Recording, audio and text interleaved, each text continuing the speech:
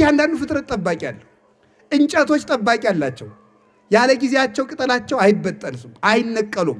ፍሬያቸውም እንዲያፈሩ የሚያደርጋቸው ማን ነው ሲባል ያው እግዚአብሔር ነው። ለፍጥረታት ሁሉ ጠባቂ አላቸው። ለዚህ ሁሉ የበላይ ንጉሥ ለሰው ደግሞ ሁለት ጠባቂ አለው። አያችሁ፣ የዚህ ሁሉ የበላይ ማን ነው? ሰው ነው። እስቲ ሰው በሉ።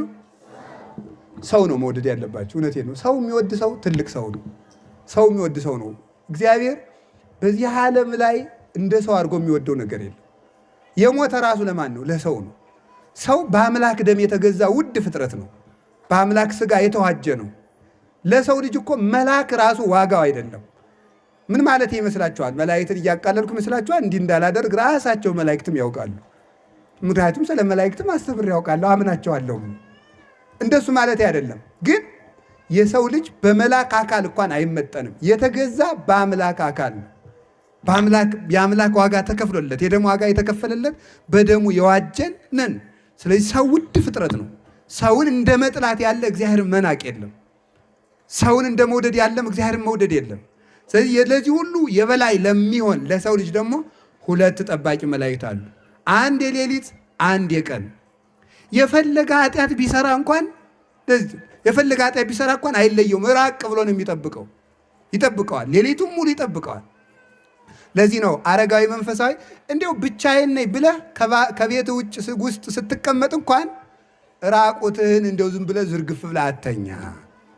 ምክንያቱም ሌላ ሰው ቢያይ የሚጠብቅ መልአክ እያየህ ነው። ከኃጢአት ተጠንቀቁ የምንባለው ሰው እንዳያየን ብቻ ሳይሆን አብሮን ውሎ የሚያድር ጠባቂ መልአክ ስላለ ነው። አይገርማችሁም? እስኪ አንድ ጥያቄ ልጠይቃችሁ። አሁን እኔ የቤታችሁ ቁጭ ብዬ ልብሳችሁን አውለቃችሁ ኃጢአት ትሰራላችሁ? ንገሩኝ እንጂ። ወይ እንሰራለን ወይ አንሰራም በሉ። አሁን አባን የምታፍሩ ከሆነ አንድ መልአክ እንዴት አታፍሩ? ማፈር አለብን አይደለም እንዴ? መልአክ ሕሊናችን ይህን ስለሚረሳ ነው። አንድ ሰይፍ የመዘዘ የእግዚአብሔር ብርሃን የተሳለበት አንዱ መልአክ ብቻ ሰማይን መሰንጠቅ የሚችል መልአክ በፊት ለፊታችን አቁመን ኃጢአት እንሰራለን። ያ መልአክ ደግሞ ይጠብቀናል። የትም ስንሄድ አይለየን ነው። በዚህ ጥበቃ ውስጥ ነው የምተዳደረው። እንዲያውም የሚገርማችሁ እኮ ጠባቂ መልአክ ባይኖር እኮ አሁን አንዳንድ ጊዜ እንመስለን እግዚአብሔር ከተወኝ ስንት ዓመቱ ይላል ሰው።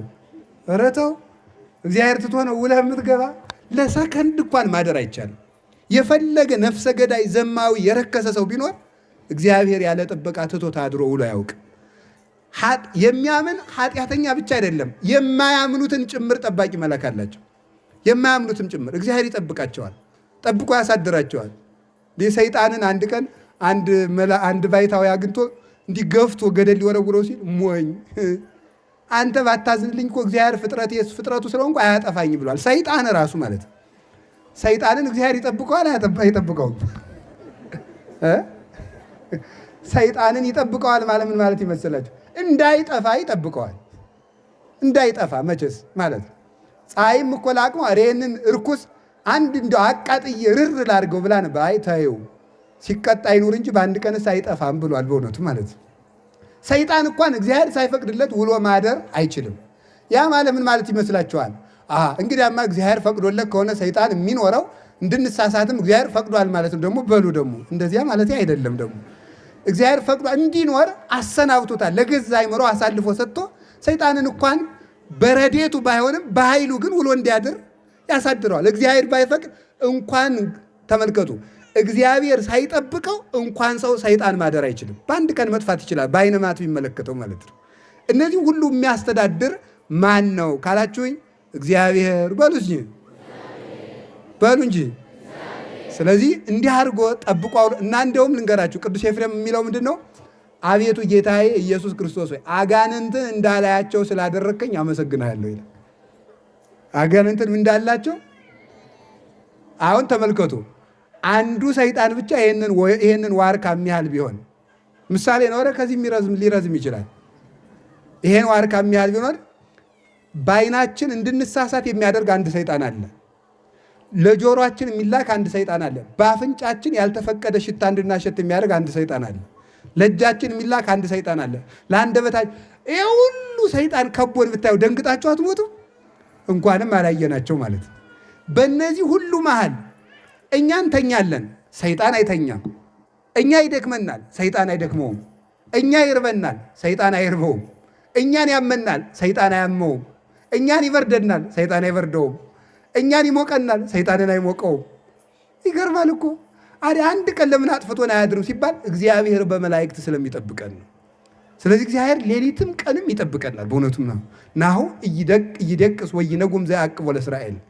እስራኤል ዘሥጋን የሚጠብቅ እስራኤል ዘነፍስን የሚጠብቅ እግዚአብሔር አያንቀላፋም። ሃይማኖት ማለት ራሱ ይህንን ዓለም ማባልቦ ሀበቦ ፈጥሮ በረዴት የሚጠብቅ እንቅልፍ የሌለበት በባህሪው ሞት በመንግስቱ ሽረት የሌለበት ትጉ እግዚአብሔር አለ ብሎ ማመንና ለዚህ ታምኖ መኖር ነው። ይሄ ነው ሃይማኖት ማለት። እግዚአብሔር እንዴት እንደሚጠብቀን ልብ ብላችሁ አስተውሉ። ከማኅፀን ጀምሮ አድርጎ እንዴት እንደሚጠብቀን ከአባታችን ወገብ ዘር ከእናታችን ማኅፀን ደም ከፍሎ ያንን አርግቶ እናታችን የበላችው ተጭኖ እንዳይገለን የጠጣቸው አንዝዞ ትን ብሎ እንዳይገለን የሚጠብቀን ማን ነው የሚለይ ይመስላችኋል? እግዚአብሔር ነው። በማኅፀን ጀምሮ የሚጠብቀን። አሁን ለሕፃን ልጅ በጨው እንጀራ ለ6 ወር ልጅ ብታጎርሱት አይገለውም? ይገለዋል። ግን እናቱ በጨው እንጀራ እየበላች ማኅፀን ሳለ አይሞትም። ለምን ይመስላችኋል? እግዚአብሔር እየጠበቀው ነው በእውነቱ ማለት ነው። ሕፃን ልጅ ከተወለደ በኋላ መንፈቅ ዓመት እስኪሞላው ድረስ ይቺ ነጠላ ራሱ አፍና ትገለዋለች። ግን የእናቱ ሆድ ለምን አፍኖ አልገደለውም? እግዚአብሔር ስለሚጠብቀው ነው። ስለዚህ ቅዱስ ዳዊት ምን አለ? በእናቴ ማኅፀን ጀምሮ አንተ አምላኬ ነህ፣ እምከርሰ እምዬ አንተ አምላኬ፣ ከእናቴ ማኅፀን ጀምሮ አንተ አምላኬ ነህ ብሎ የተናገረ ለዚህ ነው። እግዚአብሔር እንዲጠብቆ ያሳድገናል። ብዙ ጊዜ ሕፃን እኛ ስንወድቅ ቶሎ እንሰበራል። ሕፃናት በየቀኑ እየወደቁ ለምን አይሰበሩ ይመስላችኋል?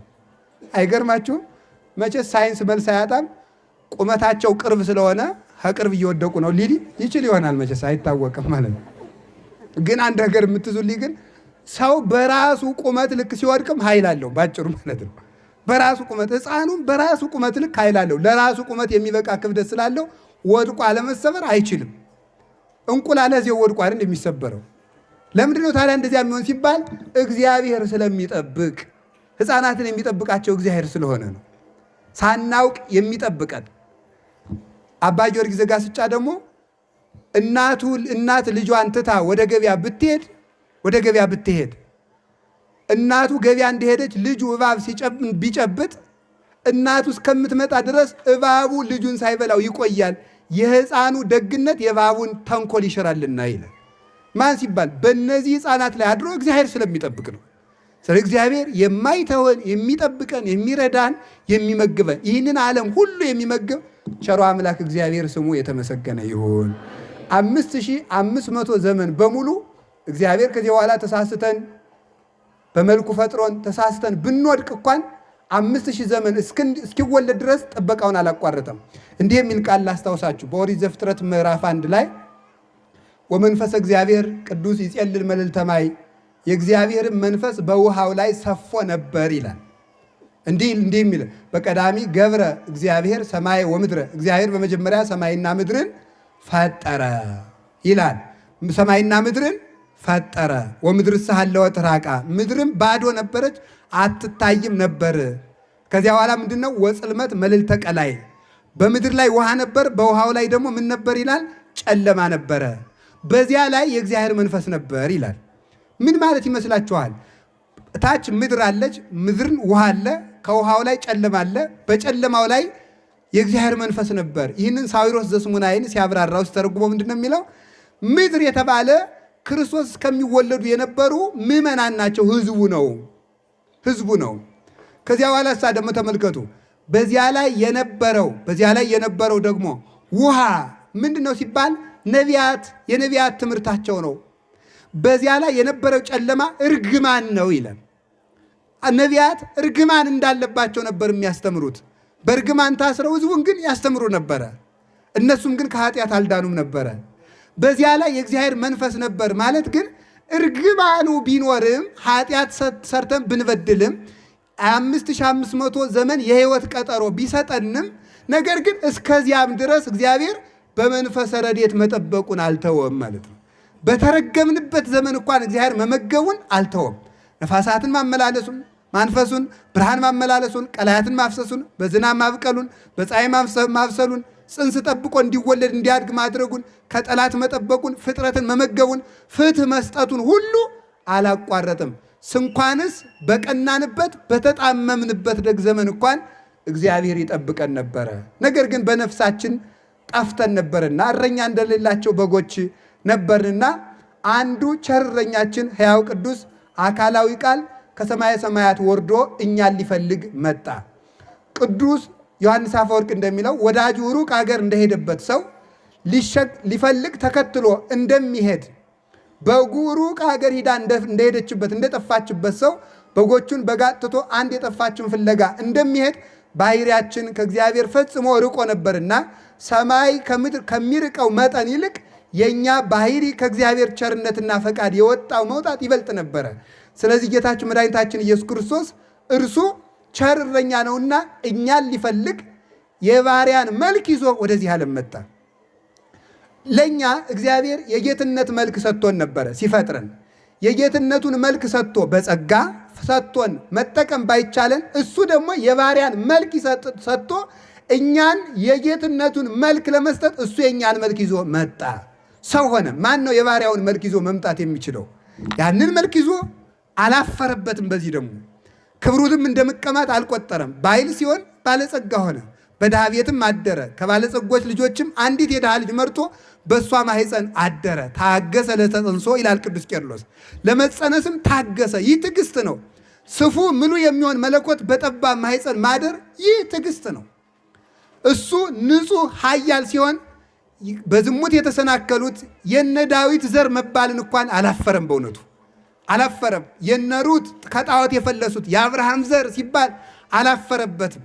መርጬ ልወለድ አላለም። እሱ እነዚህ ሁሉ ሲወለድ ዘር ሲቆጠርለት አይገርማችሁም? እግዚአብሔር ዘር ሲቆጠርለት እግዚአብሔር አባቱ ገሌ እናቱ ገሌ አያት ተበጅቶለት እናት ተበጅቶለት ተወለደ።